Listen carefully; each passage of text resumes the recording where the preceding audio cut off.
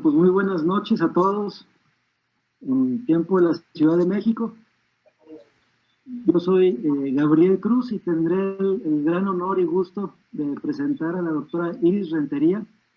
Bienvenidos a una sesión más de Somnólogos México, Somnólogos Latinoamérica. Ahí estamos en los diferentes canales. Para los que nos escuchan en vivo, pues les paso a presentar a la doctora Iris. Ella es médico, cirujano y además otorrinolaringóloga por la Universidad Autónoma de Nuevo León, otorrinolaringóloga pediatra en el Hospital Infantil de México. También después hizo la alta especialidad en medicina integral del sueño y tiene mucho camino recorrido y certificaciones en el ámbito de sueño en niños. También hizo un diplomado en neurociencias del sueño infantil. Es una experta en esta área. Entonces, Iris, pues es un gusto poder presentarte. Muchas gracias, Gabriel, y pues un gusto también estar como presentadora nuevamente en este proyecto de Somnólogos México y Somnólogos Latinoamérica. Es un proyecto muy cercano a mi corazón y me da muchísimo gusto estar compartiendo en esta tarde de mutuo aprendizaje. Pues hablemos del tema que nos concierne, que va a ser la puericultura del sueño. Efectivamente, como les comenta el doctor Gabriel, soy médico, soy otorrinopediatra y me dedico al sueño. Trabajando con el sueño me he dado por formarme en las diferentes áreas que se entrelazan para poder dar una atención integral al paciente. Tengo formación en lactancia materna, neurociencias, soy asesora de sueño infantil por diferentes áreas y métodos, y actualmente me encuentro haciendo una pasantía en estudios de la maternidad a nivel sociológico. Me encuentro basada en Ciudad de México, en el Star Médica Hospital Infantil Privado, desde el cual la familia Star Médica HIP y una servidora les enviamos este mensaje que está escrito en las paredes, que es lo que deseamos para ustedes y sus familias en estos tiempos inciertos, que los vivan, cualquiera que ésta sea, con mucha fe. Y empiezo esta sesión declarando que no tengo conflicto de interés. Primero que nada me gustaría hablarles de un concepto internacional, no solamente físico, no solamente biológico, no solamente médico, sino un marco desarrollado por UNICEF, Organización Mundial de la Salud, Banco Mundial, que se llama Cuidado Nutritivo para el Desarrollo Infantil Temprano. Esto es el siguiente paso en la evolución de cómo el mundo social, cultural, biológico y económico observa la infancia. Teníamos el precursor, que es el concepto de los primeros 1000 días de vida, que es aquellos que ocurren desde la concepción hasta los 2 primeros años de vida, que es una ventana única de oportunidad en la cual vamos a tener un momento clave en el desarrollo de una persona para poder establecer y sentar las bases, no solamente para salud, sino para prosperidad y desarrollo económico. En esto se basan todo este tipo de sistemas. Los primeros 1000 días, que es un concepto muy, muy vigente todavía, es un marco principalmente basado y enfocado en nutrición. Precisamente los primeros 1000 días se habla de la alimentación, nutrición de la embarazada, de fomento de la lactancia materna y la seguridad alimentaria en los primeros 2 años de vida. Como coincide con los periodos críticos del desarrollo, el neurodesarrollo en los primeros 2 años es cuando más plasticidad neuronal tenemos y es una ventana de oportunidad para trabajar aspectos sociales, motores, lingüísticos, pues la consecuencia lógica era integrar todos los aspectos, y en eso se basa el marco de cuidado nutritivo, que ha sido lanzado desde 2018, y es un marco precisamente socioeconómico para ayudar a los niños no nada más a sobrevivir, sino a crecer y a transformar el entorno de salud y el potencial humano. Esta es una iniciativa de la Organización Mundial de la Salud, del Banco Mundial, UNICEF y en asociación con Partnership para Salud Materno-Infantil. Y tiene 5 componentes principales. Los 5 componentes principales son buena salud, adecuada nutrición, cuidado responsivo, seguridad y tanto como física como emocional, y oportunidades para el aprendizaje temprano. Esos son los componentes del cuidado nutritivo. Y si nosotros nos vamos a investigar un poquito más sobre este marco de referencia, nos vamos a dar cuenta de que el área del sueño y específicamente el desarrollo del sueño normal infantil, no la patología de sueño que estamos acostumbrados a ver en el niño, sino el desarrollo natural y normal en el infante sin patología de sueño, tiene que ver con absolutamente todas las áreas, ¿ok? Con buena salud, porque evidentemente, bueno, pues ya conocemos el impacto de un sueño saludable sobre la calidad de vida y la salud de una persona, específicamente si lo tenemos desde edades tempranas. Tiene que ver también con la adecuada nutrición, porque ya sabemos también las alteraciones que se pueden llevar a cabo con una privación crónica de sueño. Tiene que ver con el aprendizaje transgeneracional, tenemos un momento de transición en el establecimiento de cómo hacemos el cuidado, cómo somos cuidadores de nuestros infantes. Nosotros estamos en una generación de transición donde venimos arrastrando todavía, y ahorita lo vamos a mencionar, los conceptos de la revolución industrial para el cuidado y la atención de los niños, o sea, basados en el tema de crear una independencia temprana, de hacer individuos fuertes y productivos, y al mismo tiempo tenemos ya sobrepuestas todos los avances en teorías del desarrollo emocional infantil, del neurodesarrollo temprano y las teorías del apego, que ya nos empiezan a dar luz sobre cómo la conexión emocional, la responsividad y la corregulación, el modelado del manejo de emociones viene a través de los padres. Entonces estamos ahorita en una parte donde venimos con conceptos muy tradicionales y conceptos que vienen a revolucionar, pero están coexistiendo. Entonces, la parte del cuidado responsivo es una de las áreas más difíciles de llevar a cabo porque tenemos la idea de que hay que ser de mano dura o somos demasiado blanditos. O sea, no puede haber puntos medios en el concepto social. Y la realidad es que van juntos. O sea, el cuidado responsivo también incluye el establecimiento de límites, de guías para que el paciente pueda crear su propia experiencia humana. Si hablamos de la seguridad que debemos de tener, tanto seguridad física y hablando de entornos mundiales, de todas estas de regiones que se encuentran en guerras, en inseguridad, países como el nuestro, que tenemos el azote de la violencia, que tenemos esas cargas del subdesarrollo que también incluyen las enfermedades crónico-degenerativas a la par de las enfermedades infecciosas, pues ahorita el tema que estamos viviendo de pandemia mundial.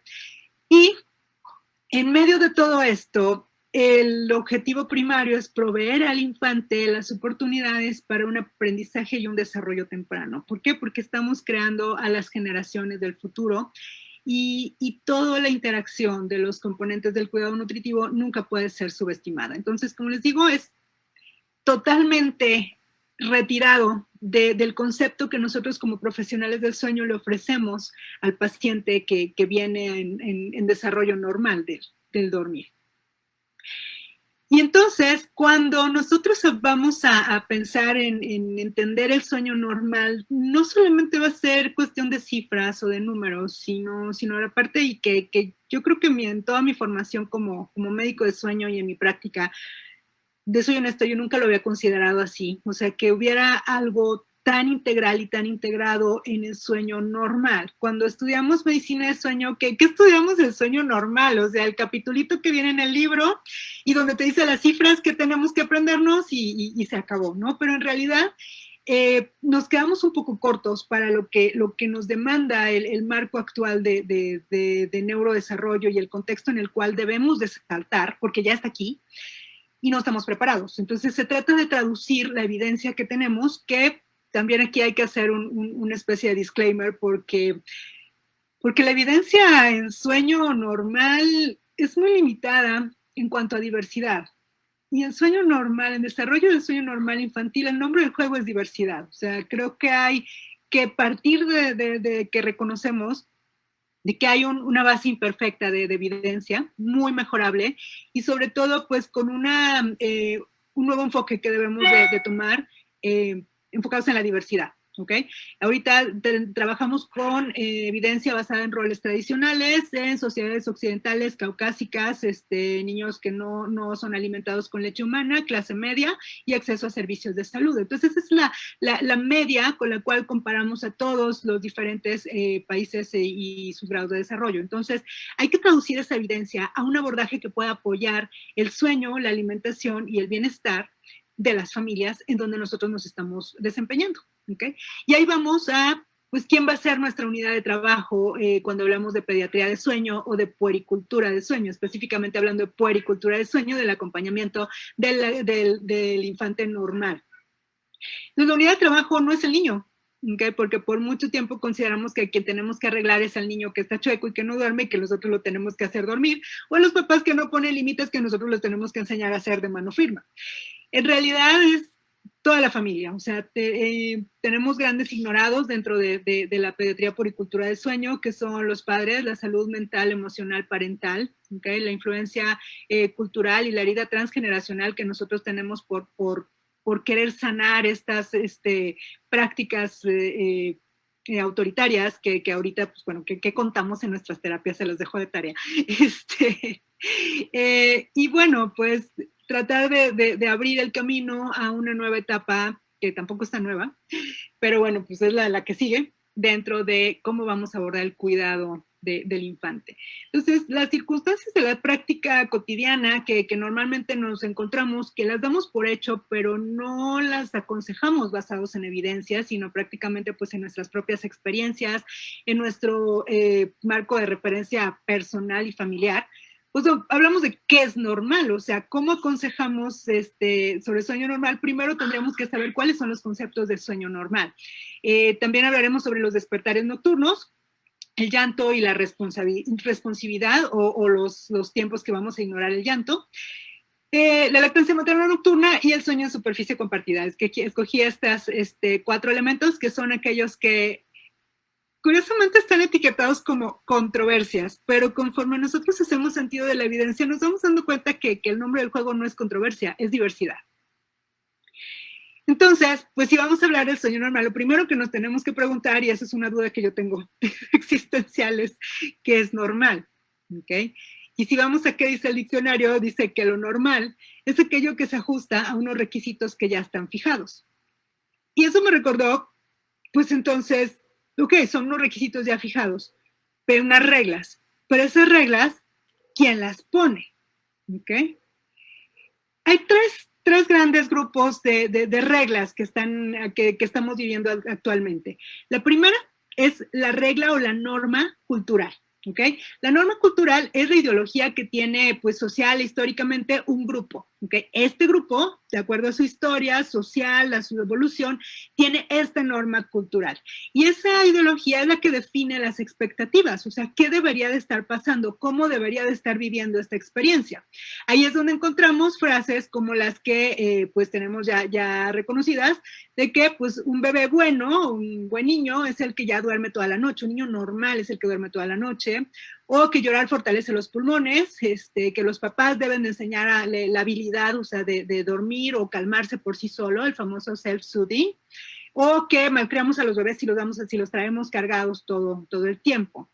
Y algo que a mí me llama la atención es cómo nosotros nos esforzamos muchísimo por tener como la evidencia, ¿no? O sea, por documentar de dónde lo dije. Y para mí fue una gran sorpresa irme hacia atrás, o sea, a ver dónde está la referencia de esto. Bueno, pues aquí me la encontré, los trabajos de 2 pilares de la revolución industrial, la salud de la revolución industrial, hablando del tema infantil, el doctor John B. Watson, que en 1894 publica su libro que se llama Alimentar y Alimentación y Crianza del Bebé, un catecismo para las madres y las nodrizas. Entonces, pues esa es la referencia. es como un aguas porque si estamos dando este tipo de consejos, ahí está tu referencia. Entonces, nuevos no son. Me da mucha alegría que luego veo las referencias así del 2019, del 2020. Bueno, pues aquí está tu referencia en 1894, cuando estamos diciendo que hay que enseñarle a dormir a un bebé. ¿Okay? Y alguien muy específico, el médico neozelandés Frederick Truby King. Truby King es el rey de los horarios. Es la persona que estableció horarios y no todo es blanco y negro, o sea, siempre hay que recordar los contextos históricos de que estos son personajes que estaban en esa época de descubrimiento y hacían sus observaciones y lo que proponían, pero realmente ya en ese momento, como figuras de autoridad, como los primeros varones que empezaron a opinar de crianza, por su grado de estudio, por su categoría de estudiados superiores, Pues realmente ya se quedó como una ley, ¿no? Entonces, el doctor Truby King tiene un aporte grandísimo que es haber encontrado los beneficios de la lactancia materna después del año. Entonces, digo, no podemos hablar de que es la encarnación del demonio.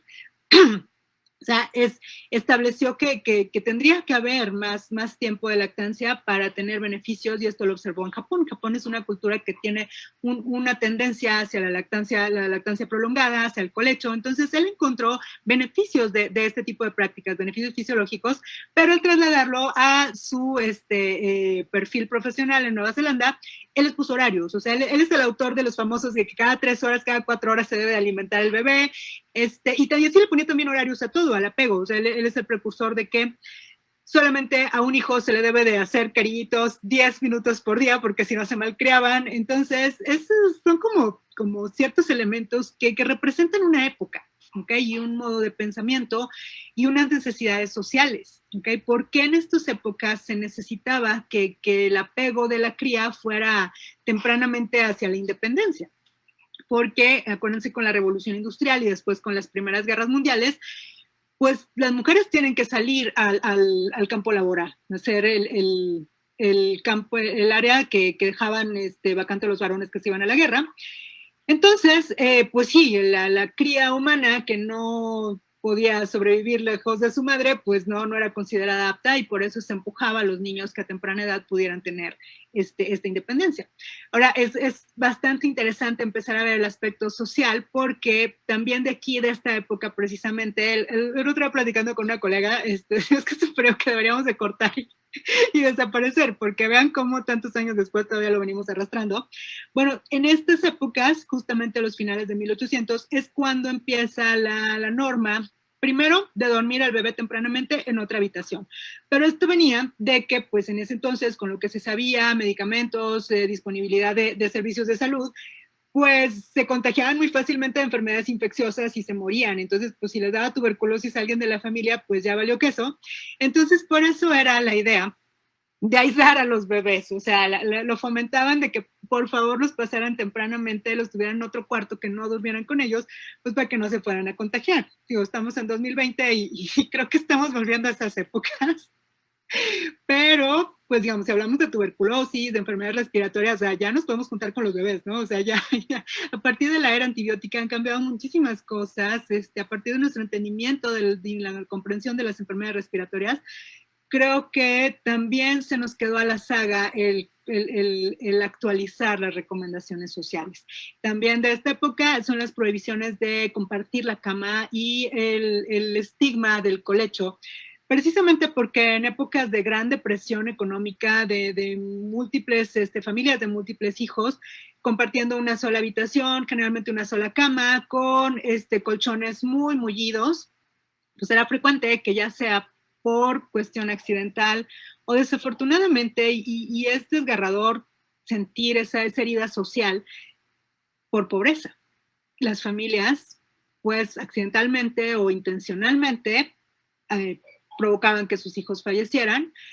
Entonces fue incluso una prohibición eclesiástica, que la iglesia decía que no dormían con los hijos, o sea, jamás, nunca, porque era del diablo y los mataban. ¿Sí? Entonces, pues sí, imagínense que nos quedamos con ese estigma, el cual todavía ahorita tenemos, para el colecho, para el apego, para la crianza respetuosa y para la responsabilidad. ¿Okay? Entonces, pero ¿qué pasa? ¿Qué es la norma cultural? Sigue siendo. ¿Por qué? Porque somos culturas sólidas que nos basamos en la tradición oral.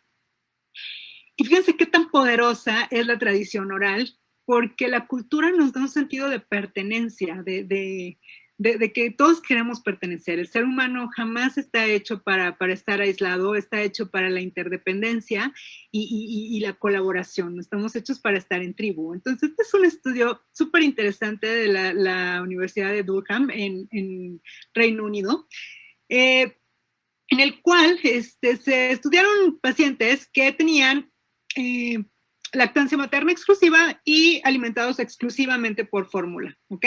También sabemos que se me olvidó comentarles, digo que la norma cultural es que el bebé alimentado con fórmula duerme más o duerme mejor. Entonces, a los bebés se les pone un actígrafo y para ver pues qué tanto estaban en actividad y en quietud. Y a las mamás se les hacía un cuestionario de percepción, de cuánto percibían que era el periodo más largo que dormían los infantes. Entonces, las barritas claras que ustedes están viendo son las actigrafías. Esta es la actigrafía, las claras más claritas son las actigrafías de los bebés de lactancia materna exclusiva, y las grises más oscuritas son de fórmula exclusiva. Las claritas son las mamás de fórmula, y las más oscuras son las mamás de lactancia materna. Entonces, lo que quiero que observen y que es bastante relevante de este estudio es que los bebés a lo largo de diferentes semanas, estos son al mes, de la semana 4 a la 18 de vida, manteniendo siempre todos el mismo estilo de alimentación.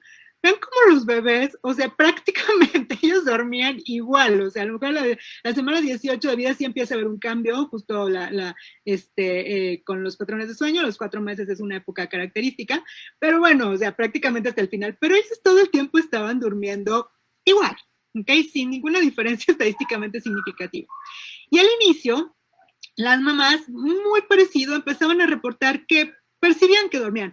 Notas que siempre percibieron que dormían mejor. O sea, las mamás percibían, de todas maneras, independientemente del tipo de alimentación, que su bebé dormía mejor de lo que realmente dormía. Pero vean conforme pasa el tiempo, cómo se empiezan a despegar. Ya para la 10ª semana, o sea, vean lo que está durmiendo, totalmente fuera de proporción lo que el niño duerme con lo que la mamá está reportando. Entonces, las que reportaban las cuestiones más optimistas eran las mamás que alimentaban exclusivamente con fórmula, ¿ok? Estaban en la luna, o sea, están encantados, juraban, lo estoy haciendo bien, estoy haciendo lo que debo, estoy cumpliendo con la norma social, yo pertenezco y me siento bien. O sea, eso es lo que nos termina diciendo este estudio, que, o sea, vean, está totalmente salida de proporción la percepción, pero simplemente por el hecho de estar cumpliendo con la norma cultural, el grado de satisfacción es muy elevado, ¿ok? Entonces, vean qué tan importante y qué tan relevante es la norma social. La norma social y cultural nosotros no la cuestionamos y nosotros no nos preocupamos. Yo les pregunto mucho a las familias que asesoro, ¿cuánto tiempo del embarazo pasan preparando la habitación del bebé? La habitación del bebé, por excelencia en el mundo occidental, es a lo que más se le invierte tiempo durante el embarazo y se la pasan viendo las revistas y todo. Y le pregunto, oye, ¿y cuánto tiempo de tu embarazo pasaste preguntándote o informándote cómo iba a ser el sueño normal del bebé? Pues nada, o sea, cero. ¿Por qué? Porque no pensamos que haya que buscar, que haya que informarse, porque la norma cultural ya está establecida, ¿ok? Entonces, esa es la importancia de las normas culturales, que cómo nos sacan de proporción en realidad con la parte fisiológica que está ocurriendo, ¿ok? Tenemos otro tipo de normalidad, ¿ok? Ya dijimos que había 3. El tipo de normalidad estadística, que son data, es data numérica, y este es el promedio del rango establecido, pero para una población dada. O sea, recuerden que siempre si hablamos de estadística, estamos hablando de que estamos teniendo una población que se estudió y de ahí nosotros vamos a intentar extrapolar la información a otras. Pero puede o no ser aplicable. Esa es la cuestión cuando nosotros analizamos críticamente y vamos a interpretar la validez externa de un trabajo de investigación. Entonces, siempre hay que recordar que la normalidad estadística es específicamente para una población. Y la data que existe para el sueño infantil es basada en estudios más o menos entre 1940 y 1950 y son precisamente las sociedades caucásicas industrializadas occidentales con alimentación de fórmula y de clase media. Entonces, el problema es que nosotros queramos extrapolar esto a todos los tipos de culturas, a todos los tipos de población. Y esta normalidad estadística la vamos a ver como una fuente de autoridad. O sea, estos son los datos, no lo dice yo, lo dice la data. O sea, son datos duros y esto es lo que se tiene que hacer. Entonces, así lo vemos en los libros, en las tablas, en los artículos. Y el concepto clave en la normalidad estadística de sueño infantil es que enfatiza mucho, hace mucho énfasis sobre el sueño en 24 horas del bebé, ¿ok? Y de ahí obtenemos pues estos conceptos de que el recién nacido duerme alrededor de 18 horas al día, los periodos continuos de 5 o 6 horas son a partir de los 3 meses, el niño necesita 3 siestas de 2 horas al día, bla, bla, ¿no?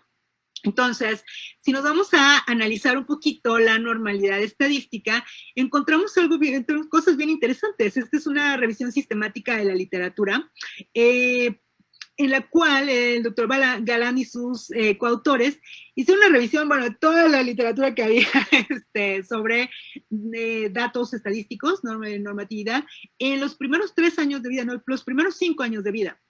Este es un extracto nada más de una de las figuras. Este es un extracto solo del primer año.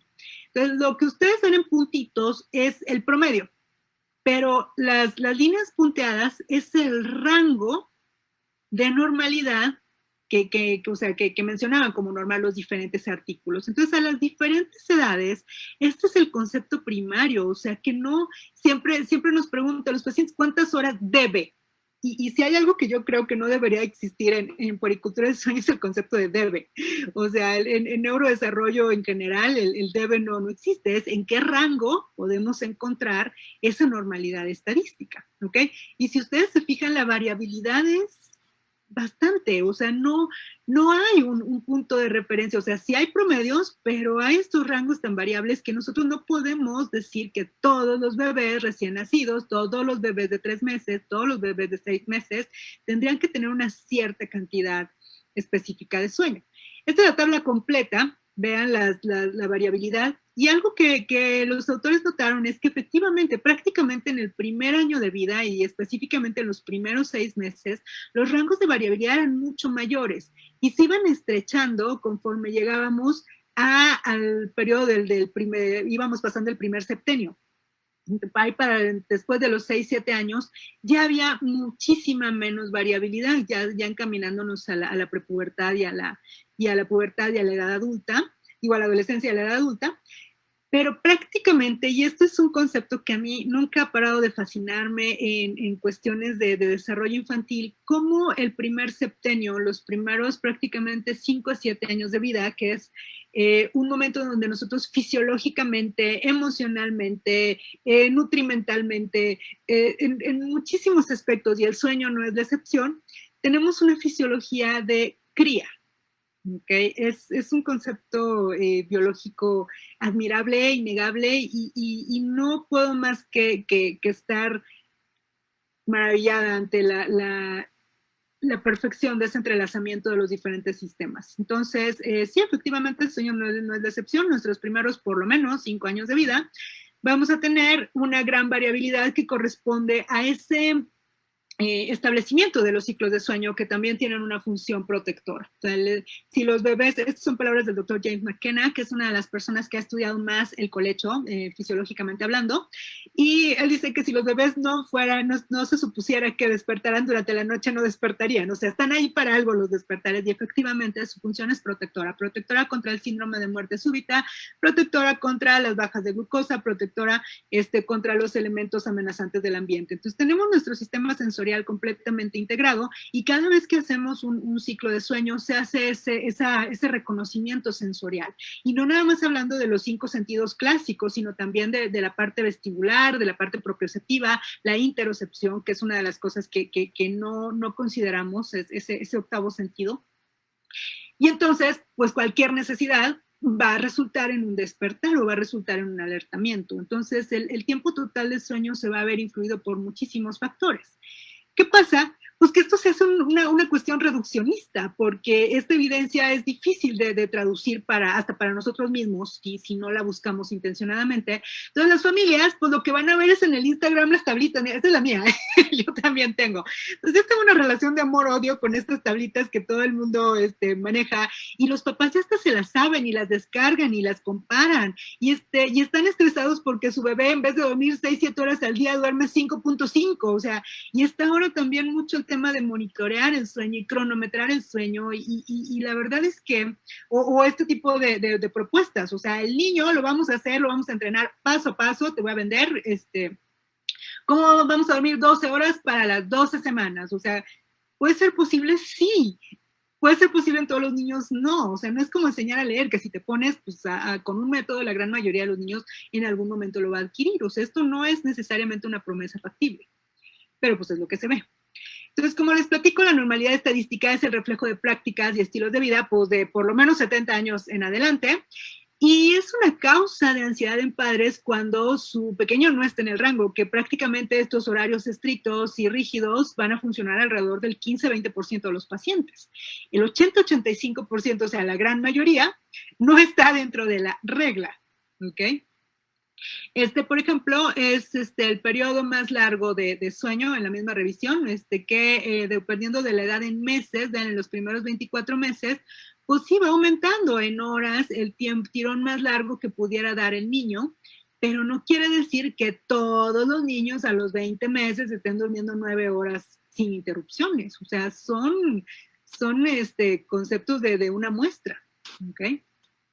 Lo mismo también, este es el tiempo de sueño diurno, que lo sabemos de acuerdo a la ontogenia de sueño, de manera natural va a ir bajando los requerimientos de sueño diurno, pero también, o sea, no es una progresión necesariamente tan lineal como viene en las tablas. ¿Okay? Y tenemos una tercera normalidad, la normalidad biológica o la normalidad fisiológica, que está basado, y esto también es un concepto súper interesante, no está basado solamente en la fisiología del bebé, está basado en la fisiología conjunta de la diada. La diada, si nosotros no interferimos con nuestra parte tecnológica, científica, que digamos tiene sus ventajas, porque permite a diadas que fisiológicamente no hubieran sido aptas, les permite sobrevivir y crecer. Pero digamos que en la mayoría de la normalidad biológica, la diada, si nosotros le damos la oportunidad y el respeto, se va a sincronizar y se va a entrelazar con sus cambios en el desarrollo. Entonces, en este concepto biológico, que cada vez tenemos más evidencia de ello, la diada es algo más que dos entidades, es la suma de las partes, y esto se reduce a que el bebé tiene unas necesidades fisiológicas de supervivencia, las cuales se expresan genéticamente, fisiológicamente, conductualmente, y la madre tiene la atención complementaria, o sea, tiene el cuidado, o sea, el famoso cuidado nutritivo, tiene la forma de proveerla. Y si no hacemos una interferencia social, estadística, civilizada, ellos van a encontrar su camino. El problema es que, pues, es el precio de la evolución. Entonces, la fisiología es la que regula realmente el sueño infantil, no es una habilidad aprendida, no es una conducta que podamos regular. Que podemos hacer muchas cosas alrededor del manejo conductual, sin duda, que podemos dejar de pensar que todo se va a dar naturalmente, claro, pero es muy importante comprender que la diada, antes que ninguna otra cosa, es un entrelazamiento biológico y no obedece a reglas sociales ni culturales. Entonces, esa es la principal fuente de insatisfacción, porque nuestros cuerpos, nuestra química corporal dicen una cosa y la sociedad dice otra. Es una expectativa imposible. Y eso es lo que nos hace que vivamos en tiempos de miedo, de angustia. Yo les puedo decir que el común denominador de las familias que me visitan es miedo.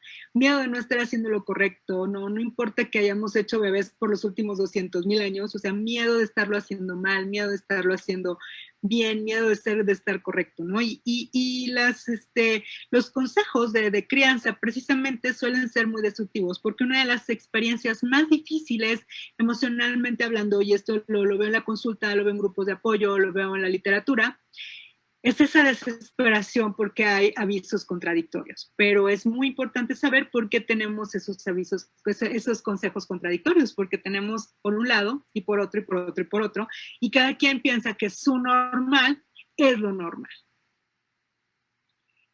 Entonces, si nosotros vamos a hablar de un complejo más holístico de atención de salud, pues el modelo biopsicosocial resulta que la fisiología, que es prácticamente la misma, no hemos evolucionado tanto con nuestros genes y nuestra conducta y nuestra fisiología, se contrapone mucho a lo reciente. Digo, es ese periodo de la revolución industrial para acá, en donde tenemos este establecimiento de las normas sociales, culturales, que influyen tanto en la salud emocional y en la disposición de las personas, pues acaban, o sea, con ese concepto reciente de que no lo estoy haciendo bien, hay algo malo con mi bebé, lo tengo que corregir.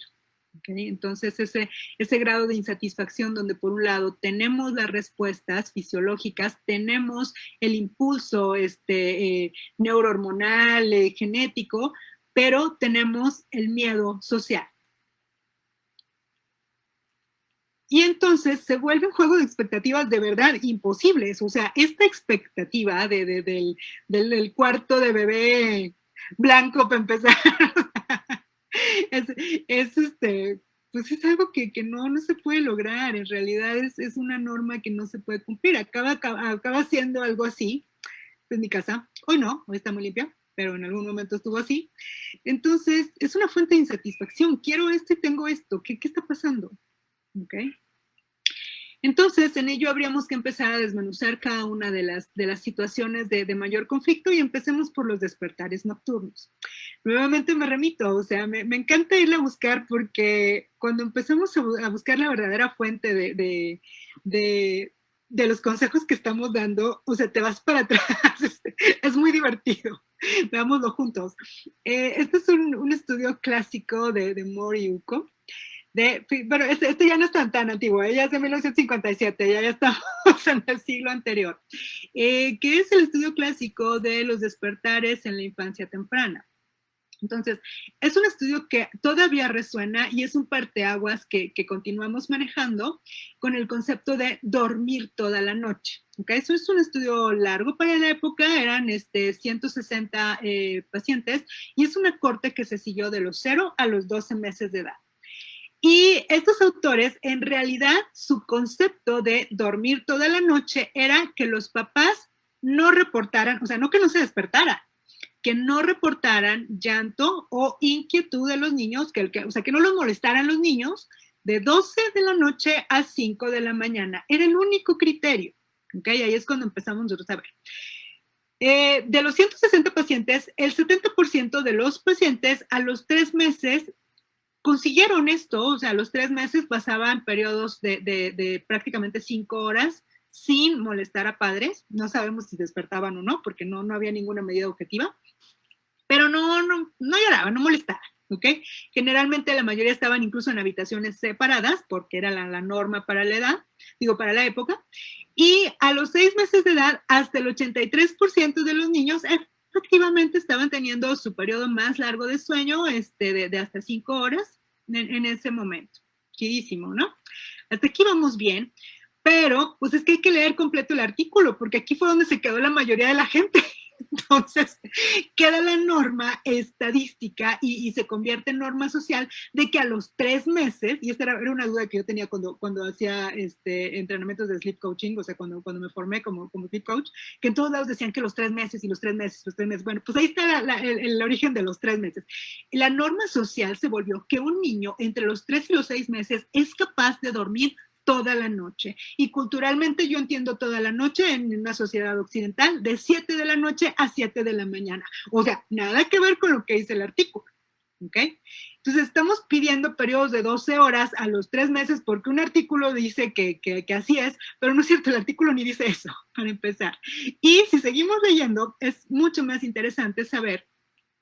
Y este es un concepto que es bien tranquilizador y muy necesario para las familias, que el desarrollo del sueño no es lineal, o sea, no es una habilidad que se aprende a los 3 meses y ya de ahí fueron felices para siempre. Fíjense que el 48%, o sea, va de retro, retomaron los despertares entre los 5 y los 9 meses de edad. O sea, les tomó hasta a los 3 meses llegar y a los 5 regresaron. Y a los 6 meses lo lograron y a los 3 regresaban. O sea, y hubo un 10% de pacientes que todos los primeros 12 meses de vida nunca tuvieron ese periodo continuo que era tan esperado. ¿Okay? La gran mayoría de los pacientes, fíjense el contexto, o sea, eran alimentados con fórmula, dormían en prono, bueno, y en una habitación separada. O sea, es un tipo muy específico de población. Y aún así se encontró esta gran variabilidad. Aquí está una de las gráficas y son, cada una de las barras son los diferentes tipos de despertares, de nunca, a veces, poquitos, muchos, bla, bla. Pero vean cómo el desarrollo del sueño no es lineal, puede tener momentos de que hay periodos de paz y otra vez de repente vuelven los despertares y luego otra vez hay periodos tranquilos y otra vez vuelven. Y ha sido un interés muy importante en la literatura por caracterizar. Definitivamente la privación de sueño y la insatisfacción que vivimos como papás nos motiva a buscarle una explicación, una lógica, un final. ¿Okay? Y entonces ha habido muchos intentos por explicarlo y le llaman, o sea, ya como querer tener periodos determinados de que de aquí a aquí va a ser así el sueño. Y luego hay el concepto popular de las regresiones de sueño, que si hablamos se abusa del término síndrome regresivo. No es un síndrome regresivo hablando de neurodesarrollo definitivamente, sino que es pues una caída en la satisfacción parental, nada más, ¿ok? Pero no deberíamos de llamarle regresión. Pero bueno, pues queremos caracterizar, es que a los 4 meses siempre hay una regresión. Pues no necesariamente, ¿no? O sea, a veces puede ser hasta los 6, a veces puede ser a los 8, a veces puede ser hasta el año, o puede ser todas las anteriores, solo A y B, ¿ok? Puede ser cualquiera. Entonces, los patrones normales de despertares nocturnos, y esto me regreso a la revisión de Gallant y autores, coautores, son la que tiene mayor variabilidad. ¿Se fijan cómo las gráficas anteriores que vimos de cómo era el tiempo total de sueño, cómo era el tiempo de sueño diurno, cómo eran las diferentes características? Vean en despertares, o sea, no hay ni pies ni cabeza. Entonces, no hay una lógica específica en los despertares. Hemos tratado muchísimo de crear esa aparente sensación de normalidad. Este es uno de los esfuerzos más extendidos, más difundidos de The Wonder Weeks o las Semanas Mágicas. Están basadas en algunas investigaciones de antropólogos en animales y después trasladadas a humanos. Y queriendo establecer, o sea, Wonder Weeks es un programa que te dice que hay 10 momentos en el primer año de vida en el cual el niño se te va a poner todo desprogramado, todo con despertares, pero nomás son esos 10, ¿ok? Hay hasta una app, yo la tengo y en mi calendario me avisa, hoy Jonás, tu hijo, va a entrar al segundo salto, entonces prepárate porque hoy no vas a dormir. Y yo así, ay, no voy a dormir. Sí, o sea, la verdad es que se vuelve todo un proceso de difusión, de marketing. Y la verdad es que si nos vamos a la evidencia detrás de The Wonder Weeks, no se ha podido replicar exactamente ese momento de los saltos del desarrollo que te dan los despertares aumentados.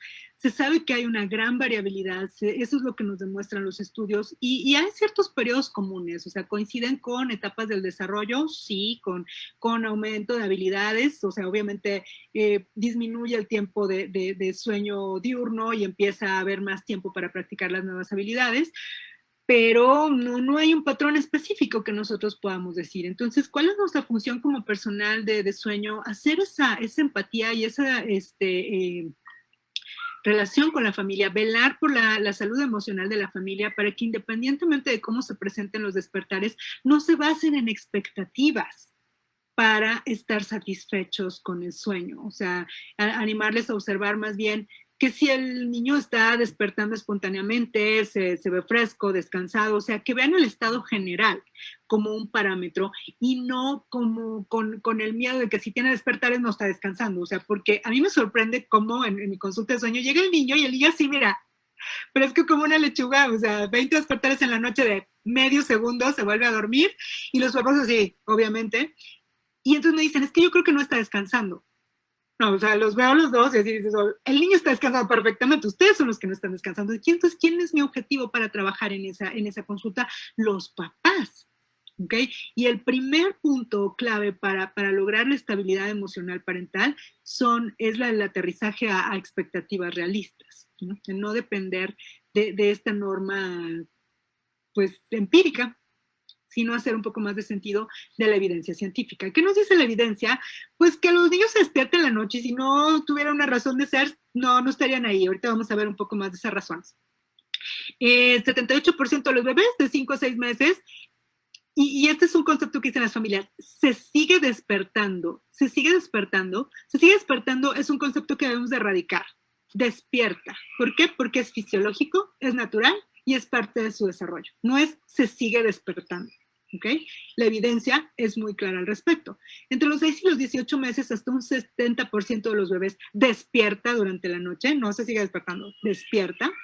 Los toddlers, los niños entre 18 y 36 meses, 47%, y alrededor de los preescolares, que acuérdense que fue lo que vimos hasta los 6 años de vida, 36% despierta en la noche. Y sí, eso es normal. Hablemos un poquito del llanto y de la responsividad. Este es un tema que a mí me encanta y me apasiona, y todo ese choro que vieron que me he lanzado a estudiar en esta pandemia, es precisamente buscando las respuestas y dónde estaba el punto de equilibrio, en dónde estaba la clave de cómo acompañar conductualmente a una diada o a una familia a que hacer cambios, ¿ok? Porque si no hacemos cambios, o sea, están los dos espectros, o sea, podemos ser completamente guiados por la fisiología, por el bebé, no hacer absolutamente ningún cambio, pero no es sostenible para el cuidador, ¿ok? Podemos ser del otro lado, o sea, establecer, entrenar, tener el cambio guiado totalmente por los padres, pero la visión adultocéntrica no es sostenible para el menor. Entonces tenemos que encontrar un punto de equilibrio donde tenemos ese movimiento a cambios funcionales para los cuidadores, ¿ok? Y mientras mantenemos el cuidado nutritivo para el infante. Entonces, es una parte bien interesante de explorar, porque lo primero que yo les recomiendo no es buscar cuál es el método, ¿no? O si hay o no necesidad de hacer un entrenamiento o modificaciones conductuales, pero más bien es qué es lo más funcional que puedo ofrecer para esta familia. Y hablando de las diferentes dimensiones del cuidado nutritivo y hablando de la interacción también con la salud física y emocional de los cuidadores. Entonces, esto ya nos debe dar un objetivo claro, que no es que el niño duerma toda la noche. Okay. Es un objetivo muchísimo más noble, más completo y más prometedor para el futuro, cuando nosotros velamos por la integridad de la diada y de la familia. Entonces, hay una serie pues de los estudios que ustedes se imaginen, hay muchísimos, pero bueno, les traigo algunos hallazgos interesantes que van de los comentarios. Esta es una revisión precisamente de 52 estudios que se hizo precisamente en todos los manejos conductuales. Aquí en estos estudios es bien importante entender que aquellos que se refieren a manejos conductuales se refieren a las técnicas de extinción en los cuales nosotros promovemos separación e ignorar el llanto de un infante, ya sea de forma total, las extinciones totales en donde dejamos al niño en el cuarto, cerramos la puerta y llegamos hasta el día siguiente, regresamos al día siguiente, o las extinciones graduales o llamadas métodos gentiles, ¿okay? Que básicamente es exactamente lo mismo, pero lo gentil consiste en hacer extinción gradual, es decir, presencia a ciertos intervalos o una retirada progresiva, ¿ok?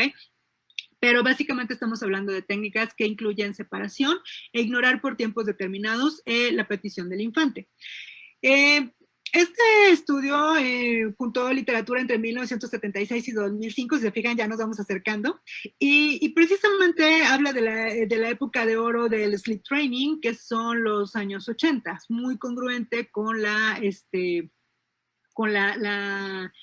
época social, o sea, la parte de la liberación femenina, la integración de la mujer a los puestos ejecutivos, empieza a ser como algo mucho más apoyado, el que no dependa de la presencia materna, ¿no? Ya empieza a estar al lado de cuidadores, ya empieza a tener que dejar que la mamá haga sus cosas. Entonces, en estos estudios se encontró que había algunos parámetros comunes con las técnicas de manejo conductual. Se reportaba en la gran mayoría de ellos una mejoría en el sueño y en la salud mental parentales, ¿ok? Y aquí pongo un apartado específico porque hay una observación. Por eso les digo que hay que leer el estudio completo. Si nomás leemos el abstract, pues no te vas a llevar todo el jugo. Muchos de los estudios que reportaban mejoría en la salud emocional, además de la extinción del entrenamiento de sueño, de la extinción conductual, también ofrecían algún tipo de contención a la familia, a la mamá principalmente. se le daba el apoyo de una trabajadora social, se le permitía hacer algún tipo de grupo de apoyo, de comunicación con alguien más. Entonces, si nosotros vemos las letras chiquitas, en realidad en el rubro de salud mental, digamos, la razón que los padres reportaban como mejor, o sea, que les daba más satisfacción, no era la cantidad ni el periodo más largo de sueño de su hijo, era la posibilidad de haber hablado con alguien. ¿Ok? Entonces, aquí, este es otro de los, o sea, en ello hay muchos de los estudios de los cuales todavía se basa mucho consejo de sueño para decir que hay que entrenar a dormir a un bebé para mejorar la salud parental. Pero la letra chiquita es que la salud parental no mejoraba con el tiempo de sueño más prolongado, mejoraba con la sensación de poder hablar o expresarse con alguien más. Okay. Se reportaba también que reducía la resistencia a acostarse y en los despertares nocturnos. Y aquí entra el punto también clave del entrenamiento de sueño, que el entrenamiento de sueño, así como el desarrollo del sueño, tampoco es para siempre. ¿Okay? Efectivamente, entre 3 y 6 meses después del entrenamiento persistía esa mejoría en la que no batallaban para dormirse y que reducían los despertares, pero después de 3 a 6 meses retomaban los despertares, obviamente como parte del desarrollo natural y esa variabilidad que va a haber. Y en series que continuaban seguimiento hasta por un año, no había una consistencia de ese logro. O sea, el máximo logro que se veía en las extinciones conductuales era el beneficio de 3 a 6 meses. ¿Okay? Y lo vemos también en la consulta de sueño. Una de mis consultas más frecuentes es pacientes que recurren con despertares después de haber tenido un training anterior.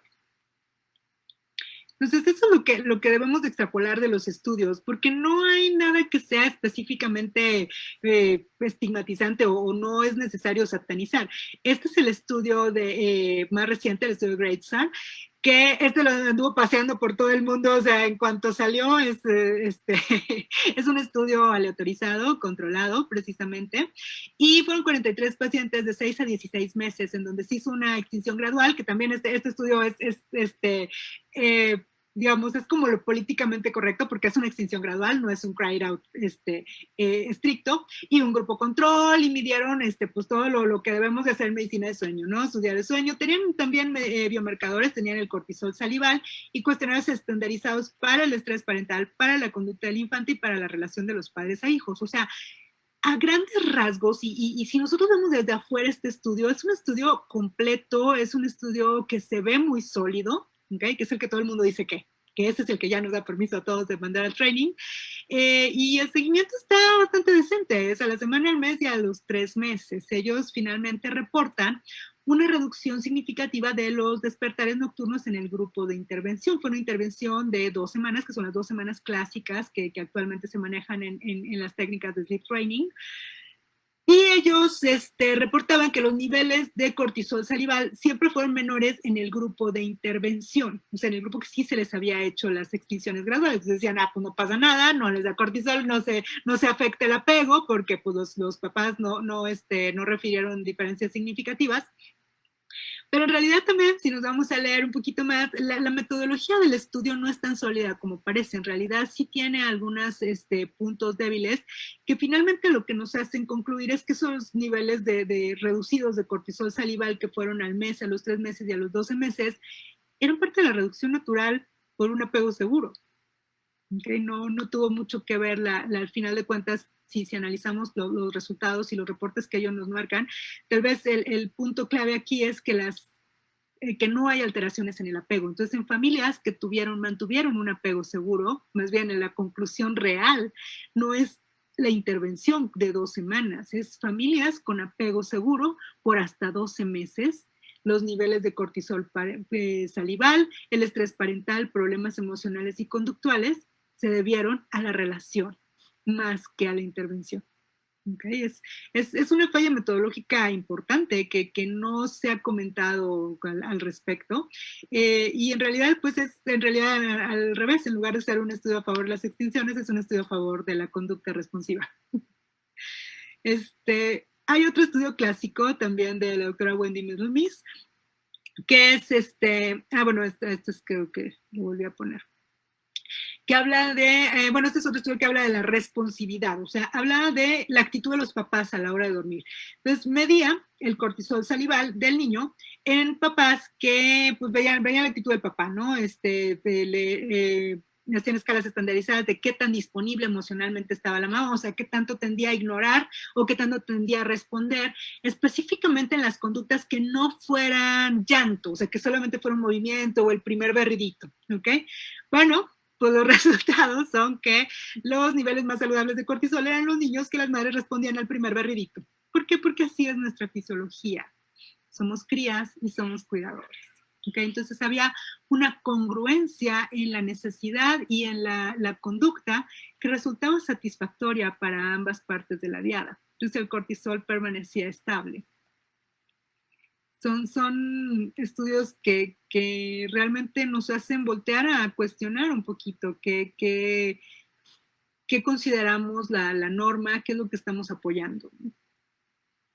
Y finalmente hay un estudio, a ver si ya lo puedo poner.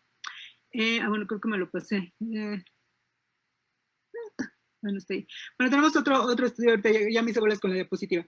El estudio de la doctora Wendy Mironis, en donde ellos medían precisamente en técnicas con ignorar el llanto del niño, cómo se desincronizaba el cortisol. O sea, los papás, conforme el niño dejaba de llorar con los días, empezaban a sentirse mejor, ¿okay? Porque ya no lloraba. Pero el cortisol salival de los niños, aunque dejaran de llorar, nunca dejó de bajar. Entonces esa desregulación pues nos lleva a la conducta de que el niño finalmente lo que aprende es que no se le va a ir a consolar, entonces deja de llamar, pero no deja de estar en estrés. ¿Okay? Entonces, sí es un estudio que también tiene sus fallas metodológicas porque el seguimiento es muy cortito, realmente por ética, pues es un grupo que es muy pro apego, entonces solamente lo hicieron por 5 días el entrenamiento en lugar de las 2 semanas clásicas, pero es una muestra significativa, o sea, como para pensar que es importante empezar a hacer el cuestionamiento de hasta dónde realmente tenemos que fomentar la independencia, ¿no? Le vas a pagar la renta a los hijos hasta que tengas 30 años, o sea, qué necesidad de que a los 2 meses ya esté como separado, independiente de ti, ¿no? Entonces vemos cómo la fisiología y la evidencia nos empiezan a retar las concepciones del doctor Watson de 1894 y el doctor Truby King de 1920, en cuanto a que tenemos que hacer una separación y crear la independencia temprana, entrenar esa independencia temprana. Y aunque, bueno, la verdad es que hay evidencia tanto a favor y en contra y se la van a encontrar y finalmente cada quien va a hacer la interpretación que corresponda para su propia práctica y su propio marco de referencia. Realmente aquí la clave, yo creo que terminaría siendo una comparación muy injusta si hablamos de qué es bueno y qué es malo. Yo les invitaría a decir qué es lo que más puede cumplir con los 5 elementos del cuidado nutritivo. Para mí, en lo personal, ese fue el motivo para el cual pude definir cuál es la línea que voy a seguir en mi acompañamiento con las familias y escojo en vías de obtener el mayor beneficio social, económico, biológico, de nutrición, el que corresponda a la responsividad y a la seguridad emocional del paciente. Entonces ya esto es para cada uno de nosotros. ¿Okay? En este momento voy a dejar de compartir porque voy a cambiar de presentación. No sé si quieran abrir ahorita el micrófono para algunas preguntas en lo que pasamos a la segunda parte.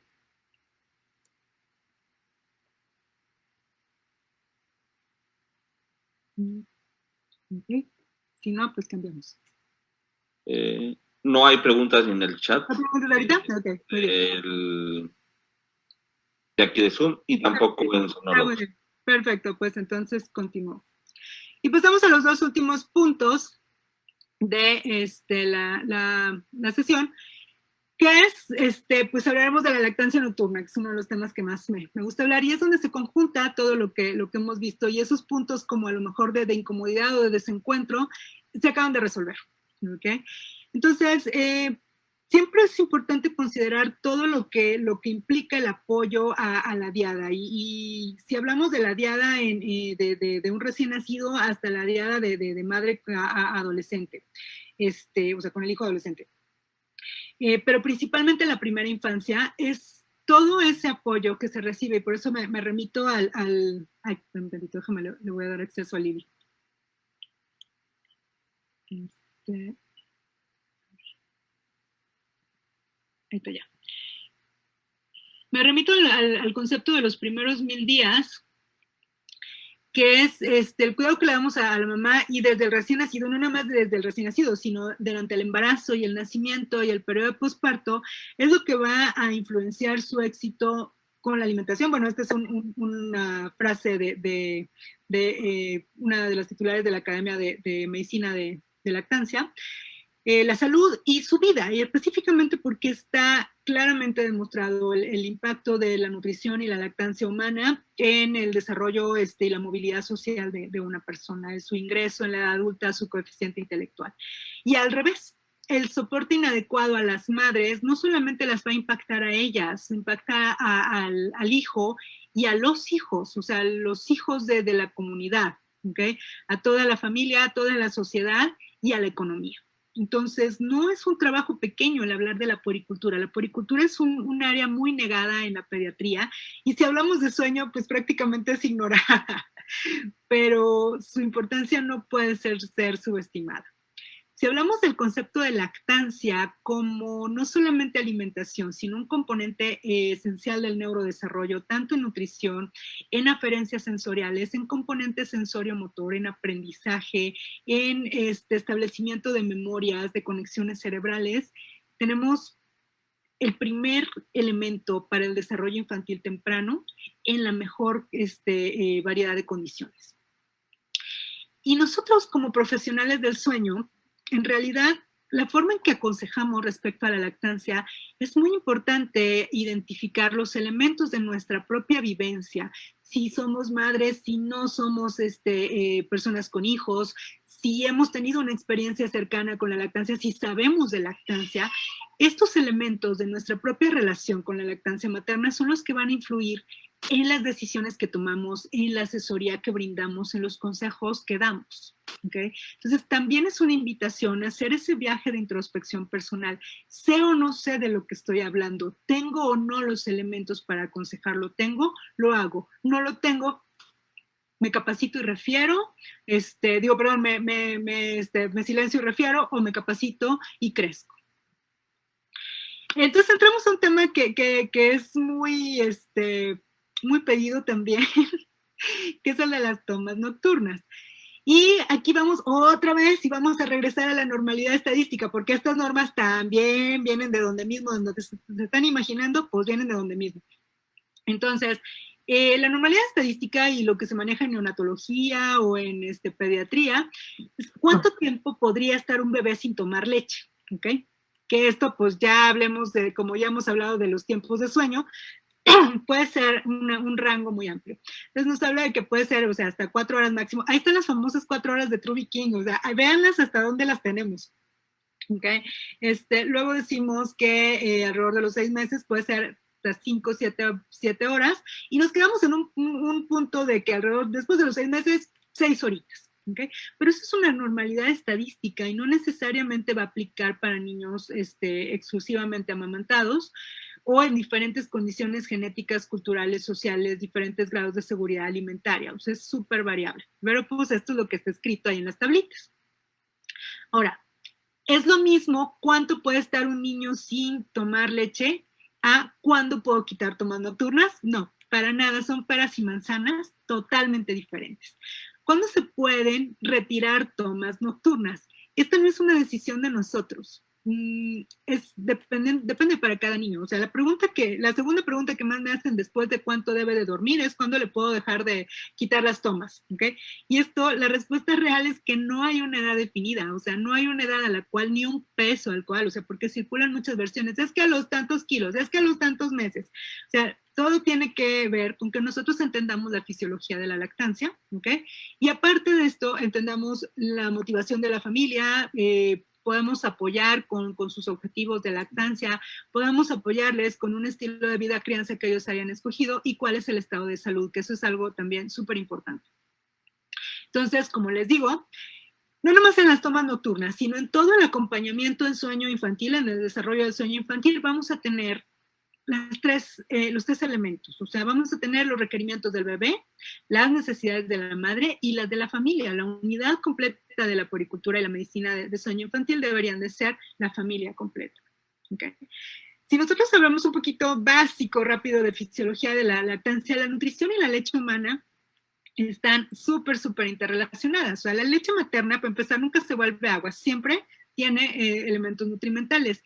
Y para sorpresa de muchas de las personas que no trabajan con lactancia, que no saben de lactancia, pero sí aconsejan de lactancia, el gasto energético del organismo, el mayor aporte es por la lactancia materna, prácticamente hasta los 8 meses de edad. ¿Okay? ¿Qué quiere decir? ¿Que a los 8 meses ya? No. Porque incluso habiendo iniciado alimentación complementaria, de los 9 a los 11 meses, aproximadamente un 45% del aporte energético viene de la leche humana. ¿Okay? Entonces, yo les podría decir que el primer año de vida, la nutrición viene de ahí. Entonces, negociar tomas nocturnas va a tener un impacto, es como aventar una piedra a un lago, se va a hacer una ola expansiva en otras áreas, como ahorita lo vamos a ver.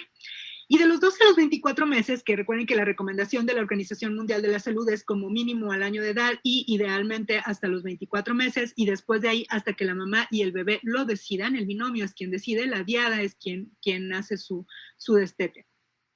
Entre los 12 y los 24 meses es un periodo muy importante porque el gasto calórico sigue siendo aportado hasta en un 30% por la leche humana. Y hablando, por ejemplo, de proteínas, es hasta el 45% de las proteínas entre los 12 y los 24 meses se absorben de la leche humana. Entonces, ahí es donde no vale la pena decir, es que porque ya tiene 3 meses ya le puedo quitar tomas, es que porque ya tiene 9 meses, porque ya tiene año y medio. Porque entonces, pues esta es lo mismo. Porque entonces nos vamos a encontrar como casos como este, ¿ok? Les voy a presentar, este es un caso que recibí, bastante desafortunado. Es un masculino de 1 año, 1 mes. A mí me llegó al año 3 meses, ¿ok?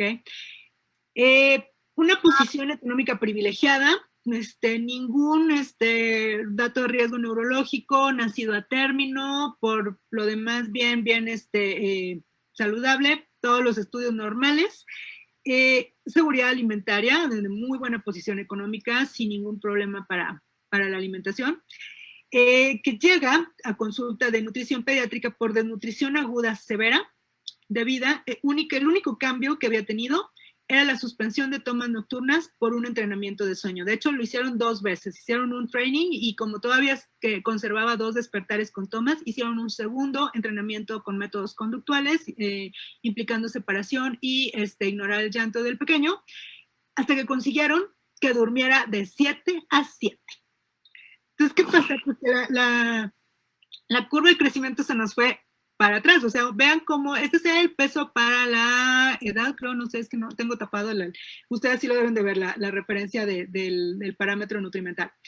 Pero vean que un paciente que va en una curva de crecimiento de repente se detiene, y no nomás se detiene, sino que empieza a caer. Al momento en que llegó a consulta, él tenía -3 desviaciones estándar, estaba en desnutrición aguda severa, y la única razón por la que no se hospitalizó fue porque mantenía el apetito. De ahí ya fue cuando llegó conmigo, me lo refirieron. Y entonces, vean, bueno, los diferentes parámetros, todos van a estar por debajo de 2 desviaciones estándar de la media. Y esto incluye también al perímetro cefálico, ¿ok? Algo que siempre les dicen en el sleep training, en la promoción, es que si no, el niño se les va a quedar chaparro y tonto porque no duerme de corrido a las 12 horas. Bueno, pues vean lo que pasa cuando duerme de corrido 12 horas, al revés. Es cuando se queda chaparro y tonto. Entonces, no nos podemos meter tanto con la nutrición si nosotros no estamos conscientes del impacto que va a tener. ¿Este es el caso de todos los niños que le suspendemos tomas nocturnas? No, para nada. Claro que no. Pero si nosotros suspendemos una toma nocturna y no estamos haciendo el recuento nutrimental de 24 horas, no estamos haciendo una evaluación del aporte calórico que estamos teniendo, y eso, si nosotros no tenemos la preparación para hacerlo, tiene que ser evaluado por un profesional en la materia. No podemos hacer una recomendación de regular tomas nocturnas porque no sabemos el impacto que va a tener. ¿Okay? A mí me preguntan mucho, ¿cuándo haces la regulación de tomas nocturnas? Yo por lo general las procuro hacer hasta después del año. Antes del año trabajamos en reducir las tomas que sean de puro apego y dejamos las tomas de alimentación. Y casi por regla general procuro hacerlo después del año, entre el año y los dos años. Podemos hacer alguna regulación de tomas siempre y cuando, o sea, para yo hacer una regulación de tomas en ese momento, y por regulación de tomas entiendan quitar algunas tomas nocturnas, es primero una evaluación completa por estado nutrimental por nutrióloga clínica, y segundo, una evaluación de la distribución del aporte energético de lactancia de leche humana en 24 horas. Porque, por ejemplo, a veces tenemos mamás que solo lactan de noche. La mamá que trabaja todo el día no se extrae, el niño toma otros líquidos o fórmula durante el día, y el único momento de tomas de leche humana es en la noche. A ese niño no le voy a quitar las tomas nocturnas ni de chiste, porque es el único momento donde obtiene ese aporte.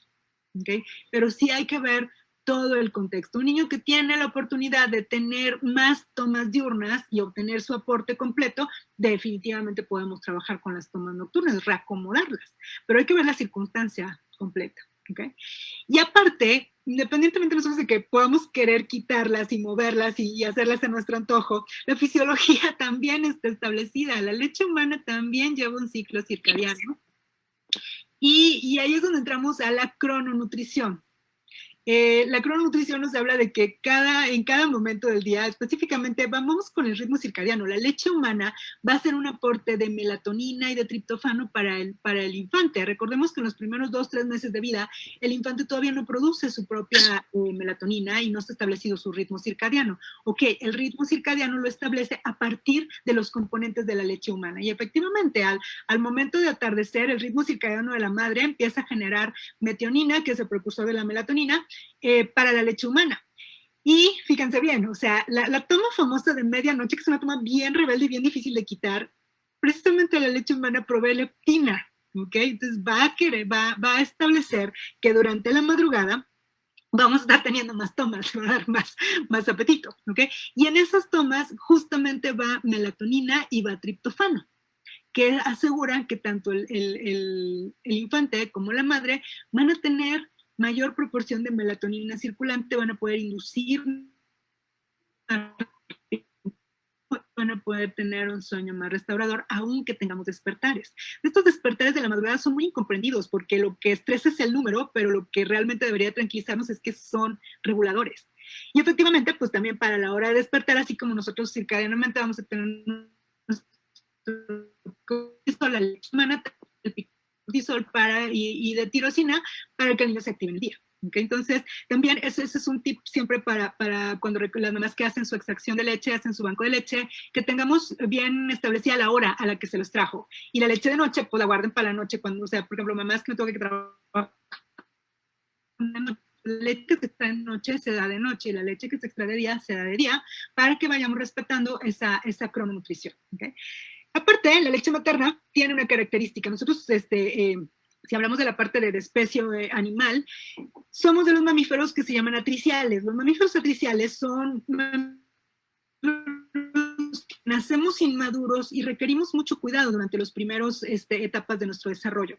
Entonces, precisamente por eso, nuestra leche está diseñada para gastarse rápido. Es una leche baja en grasas. La leche alta en grasas es para poder hacer pocas tomas. La leche baja en grasas y carbohidratos es una leche que se va a consumir rápido, ¿ok? Esta leche que se consume rápido está hecha de esta forma precisamente para garantizar que la madre siempre va a estar cerca de la cría, ¿ok? En cuanto se le baja el nivel energético, el vaciamiento gástrico, va a llorar. Y la mamá tiene que hacer... Y por más que nos pese a los movimientos feministas de los 2020, la madre naturaleza no nos hizo para separarnos de largo tiempo de las crías, no nos hizo para salir a trabajar, no nos hizo para separarnos, pero en la sociedad sí. Entonces, quienes debemos de emprender jornadas de trabajo, efectivamente, seguro que vamos contra natura, y por eso es un punto tan clave que el apoyo en sueño sea empático y sea restaurador de esa fisiología y de esa incertidumbre, de esa herida que nos da la naturaleza para hacer. Que es esa parte que les invito a cultivar, esa curiosidad y esa empatía para cómo la sociedad nos hace ir en contra de la naturaleza, pero cómo podemos restaurar ese equilibrio.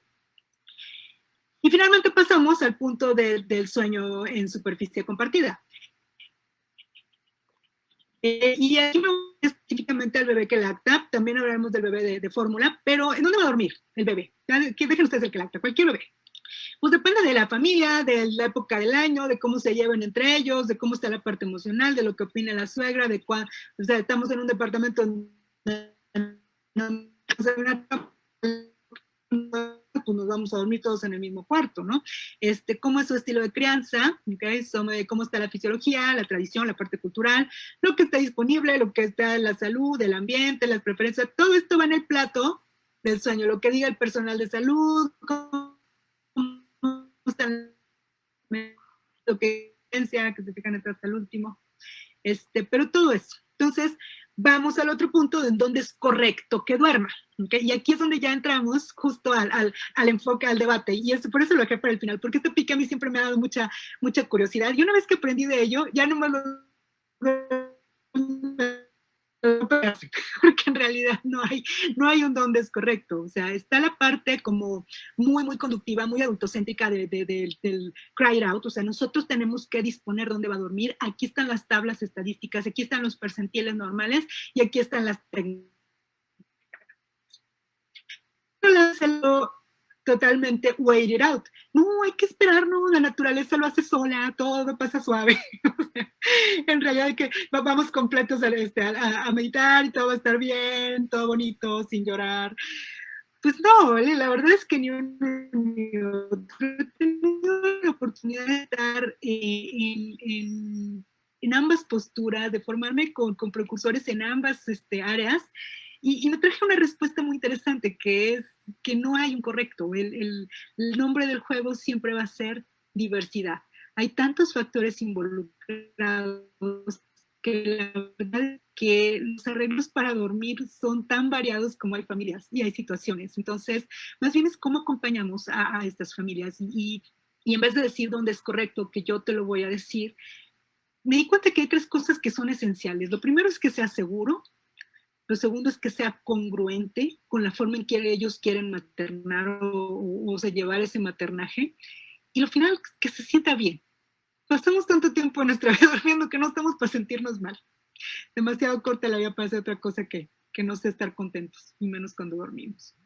Entonces, pues los puntos clave, controversia que nos dice la evidencia y que le tengo que decir a la gente que viene conmigo, pues es lo que tenemos que buscar. O sea, tenemos que tener un conocimiento específico de las diferentes variedades de dormir, ayudar a la familia a que haga decisiones informadas y, bueno, pues saber que hay situaciones particulares. Por eso les digo, o sea, la elección va a ser cómo acompañamos, no a lo correcto, no a donde yo diga que tiene que dormir el bebé o el hijo, es a que hagan una elección segura, congruente y que sientan bien de sus acomodos para dormir.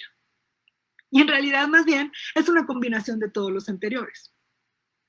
¿Dónde es correcto dormir? Digan ustedes, ¿no? Esas son fotos de familia y todo el mundo tiene un arreglo distinto, ¿no? Entonces tenemos el concepto famoso del sueño seguro, o sea, el concepto occidental del sueño seguro, que es el bebé solo en una cuna despejada, boca arriba, enjaulado, y pues así no se mueren, es lo que dice el concepto occidental. Y a mí siempre me genera un problema, un conflicto, porque ahí, ¿dónde estaba la lactancia? Porque la lactancia es protectora contra el síndrome de muerte súbita y te dicen que lo hagas, pero ¿cómo lo haces si está enjaulado? Entonces te dicen que no debes de colechar, ¿ok? Pero le hacemos un servicio muy pobre a la lactancia, porque para el poder de neurodesarrollo que tiene la lactancia materna, me estás diciendo que es lo mismo que el bebé duerma a un lado de un colchón, que duerma al lado de la mamá que le da de comer leche humana. Y no es lo mismo, no es lo mismo. Sí hay condiciones para sueño seguro, pero nunca va a ser lo mismo y no es equiparable la mamá al cuerpo, a una almohada, a un peluche, a una manta. Entonces, hay también otros estudios muy interesantes que se preguntan a las familias, ¿por qué comparten la cama? Si toda la gente dice que no lo hagas, ¿no? Y la Academia Americana de Pediatría y la Academia Americana de Medicina, y todo el mundo dice que no. ¿Y por qué lo acabas haciendo? Porque está en nuestros genes. Porque es inevitable. Y algo que a mí me encanta es escuchar estas pláticas donde hay los debates del sueño seguro, porque lo primero que deberíamos de preguntar es de toda la gente que está opinando del sueño seguro, ¿quién nunca jamás ha dormido con los hijos? Que levante la mano. Y si alguien levanta la mano, lo sabemos de sacar del debate porque entonces no tiene hijos. Es imposible que el niño no acabe ahí, ¿no? Pero hay una diferencia muy grande en el colecho, y colecho entendido como compartir la cama con el bebé, que, por ejemplo, cuando alguien lo decide y así lo elige, las razones son, pues, son las mismas para meterlo que para sacarlo de la cama. Y la lactancia está en número 1. Entonces, ven cómo la lactancia aparece en muchos lados, y tantos que para que no sepamos de ella todo lo que deberíamos de saber, opinamos muy a la ligera. Entonces, el colecho planeado, o sea, de las familias que sí lo llevan a cabo por elección propia, la razón número 1 es la lactancia, porque es muy fácil las tomas nocturnas. Yo me identifico con esto. Definitivamente les puedo decir que no hay comparación. Por confort de la mamá de bebé, por obtener más o mejor sueño mamá o bebé, que también hay evidencia científica para soportarlo, para estar monitoreando. O sea, me preguntan, ¿cuál es el mejor monitor? Pues ninguno, pues tenerle chamaco aquí al lado de tu rango sensorial, ¿no? Para el apego, para establecer una relación, por razones ambientales, porque no tengan suficientes habitaciones, por el llanto, porque pues qué flojera cada vez que llora estarse pasando para el otro cuarto. Por tradición, hay culturas que así es la norma. Digo, si nosotros nos vamos a ciertas familias o ciertas culturas, pues el colecho es la regla, y el niño que no duerme, que duerme en solitario es así como, ¿por? Esto es dependiendo de cada quien, ¿no? Hay familias que están en desacuerdo con esta sensación de peligro que se da. O sea, al compartir se mueren los niños, es la muerte de cuna. Y fíjense que la muerte se llama muerte de cuna, no muerte de colecho.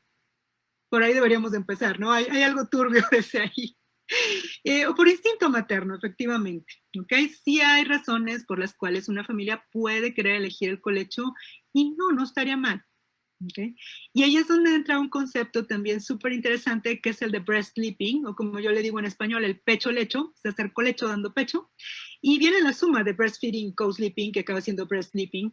Y breast sleeping efectivamente es la forma en que duerme la diada en lactancia. La diada en lactancia genera un círculo fisiológico impresionante, en el cual ya se ha estudiado polisomnográficamente, se han estudiado diferentes aspectos y variables fisiológicas, en donde básicamente se trata de un binomio que no tiene factores de riesgo, que ahorita vamos a ver cuáles son, que está en una posición para dormir compartiendo la superficie y en un rango sensorial muy cercano, de tal forma que hay un intercambio sensorial, táctil, auditivo, visual, propioceptivo, vestibular, y ellos comparten señales. Entonces, empieza a haber un fenómeno muy interesante de despejeo de funciones fisiológicas, cómo se sincronizan, y idealmente el fin primario es establecer la lactancia óptima, o sea, el ciclo hormonal de establecer oxitocina, prolactina, y se haga la eyección de la leche humana.